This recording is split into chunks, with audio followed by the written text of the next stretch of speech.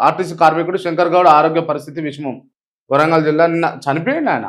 నిన్న 80% ఆయనకు ఇబ్బంది అయిపోయిందట. ఆ పాపం అయితే ఊరికే పోదండి. ఖచ్చితంగా తగులుతది. ఖచ్చితంగా తగులుతది. పాపాలు ఊరికే పోవు. ఖచ్చితంగా తగులుతది మీకు.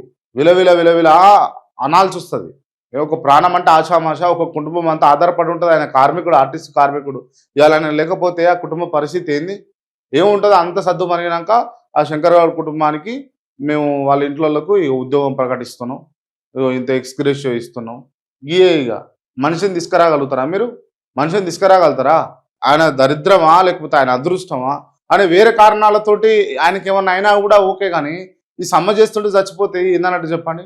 ప్రభుత్వం ఒక్కసారి ఆలోచించాలి ఈ విషయాన్ని. చాలా సెన్సిటివ్‌గా తీసుకోవాలి. మీ ప్రాణాలు ఎందుకు అంత ఈజీగా పోవు? రాజకీయ నాయకుల ప్రాణాలు. ఎందుకు ఈ పేద వర్గాలయి, బడుగులయి, బలహీనులయి ఎందుకు పోవాలి? అంత ఈజీగా ఎందుకు పోతాయి? మీరు కూడా దయచేసి నేను చెప్తా ఉన్న ఆర్టీసీ కార్మికులకు స్కెనిక్ ఆవేశంలో ఎటువంటి అఘాయిత్యాలకు పాల్పడకండి. అవసరం లేదు.